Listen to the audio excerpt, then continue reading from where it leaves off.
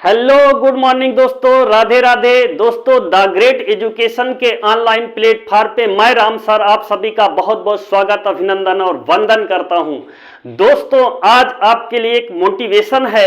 जैसा कि आप जानते हैं कि हम ऑफलाइन क्लास में भी बच्चों को हमेशा मोटिवेट रखते हैं और दोस्तों इस YouTube के चैनल के माध्यम से भी आपको हम मोटिवेट करेंगे। दोस्तों जैसा कि आप सुने होंगे कि कलम से क्रांति आ सकती है। जी हां, कलम से क्रांति आ सकती है, कलम से कलाम पैदा हो सकते हैं और कलम में वो ताकत है जो आपके इतिहास को बदल सकती है। जी हां, आपने सही सुना दोस्तों।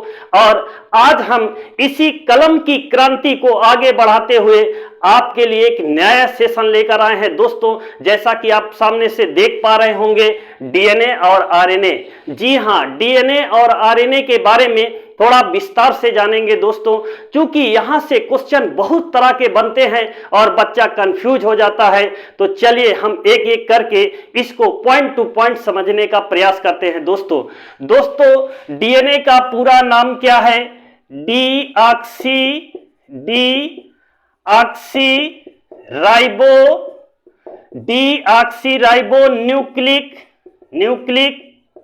एसिड। जी हां, क्या नाम है? Deoxy ribo nucleic acid. और आरएनए का पूरा नाम क्या है? Ribo nucleic acid. जी हां जी, क्या आपने सुना? राइबो न्यूक्लिक एसिड और डीऑक्सी राइबो न्यूक्लिक एसिड। दोस्तों तो ये दोस्तों इसका क्या है? फुल फॉर्म है। और दोस्तों ये अब खूब पता करते हैं कि डीएनए का खोजकर्ता कौन है, आरएनए का खोजकर्ता कौन है। तो दोस्तों डीएनए के खोजकर्ता वाटसन एंड क्रिक हैं। जी हां, वाटसन एंड क्रिक। और आरएनए के खोजकर्ता कौन है? आरएनए के खोजकर्ता फ्रेडरिक हैं। जी हां, फ्रेडरिक। जी हां, आपने सही सुना, आरएनए के खोजकर्ता फ्रेडरिक और डीएनए के खोजकर्ता वाटसन एंड क्रिक। दोस्तों अब हम जानेंगे शरीर में डीएनए और आरएनए में अंतर क्या है, क्या क्या अंतर है, डीएनए क्या काम करता है और आरएनए क्या करता है, इसको हम आज इसी कड़ी में आगे जानेंगे दोस्तों।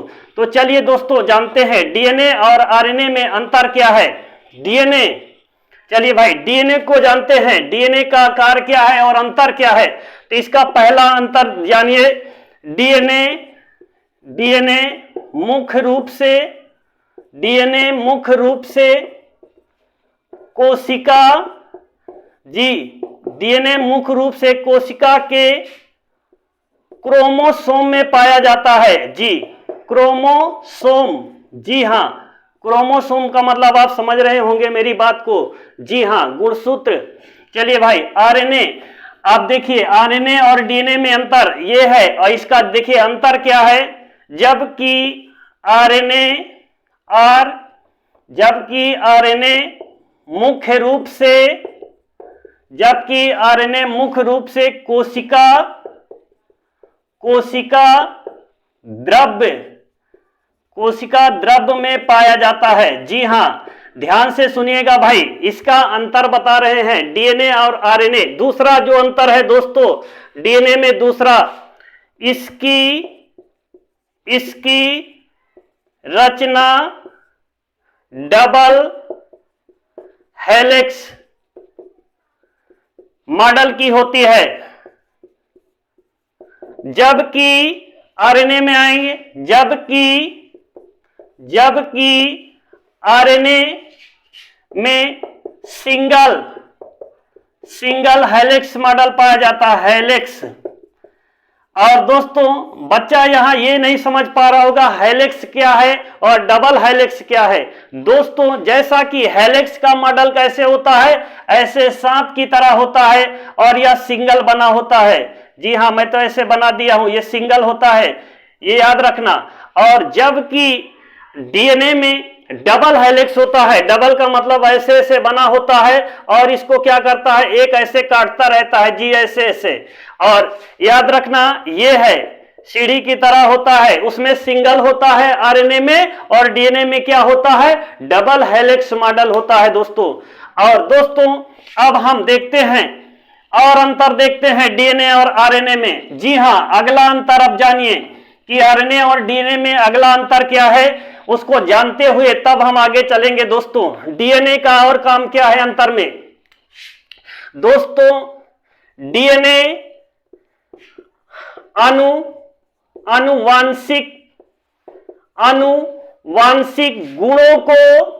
आनुवांशिक गुणों को एक पीढ़ी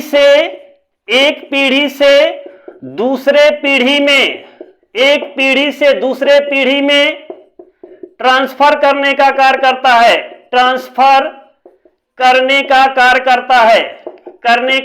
करता है। जी हां, ध्यान से सुनिएगा, ये आनुवांशिक गुणों को एक पीढ़ी से दूसरे पीढ़ी में ट्रांसफर करने का कार्य करता है दोस्तों। जबकि आरएनए में लिखिएगा, जबकि आरएनए सूचना का वाहक होता है। जी हां, सूचना का वाहक होता है। जी हां, आपने सही सुना, यह सूचित करेगा, लेकिन दूसरी पीढ़ी में पहुंचाने का कार्य करेगा कौन, डीएनए करेगा दोस्तों। और याद रखना मेरे प्रिय बंधुओं, एक पिता और पुत्र के बीच जो संबंध को दर्शाता है वो डीएनए दर्शाता है। एक पिता और पुत्र के बीच संबंध का पता लगाने के लिए डीएनए का प्रयोग किया जाता है दोस्तों, और ये डीएनए ही बताता है कि हाँ इसी का पुत्र है दोस्तों। और अगली पीढ़ी चढ़ेंगे दोस्तों, और अगली कड़ी में डीएनए और आरएनए के बेस में जो अंतर है उस अंतर को जानेंगे दोस्तों।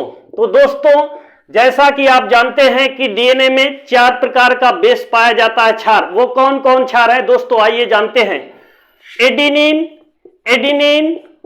गुआनिन,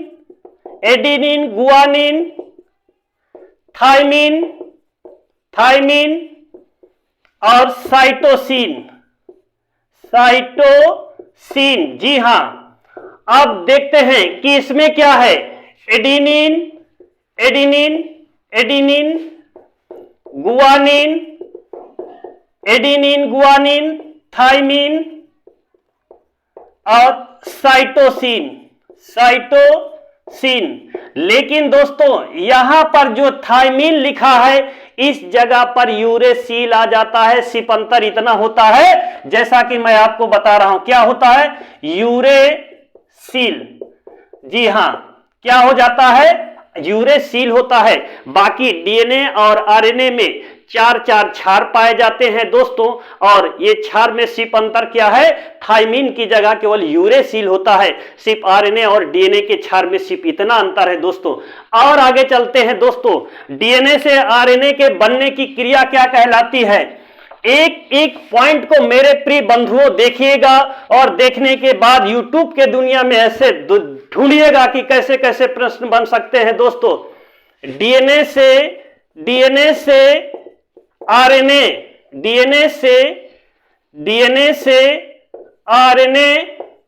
बनने की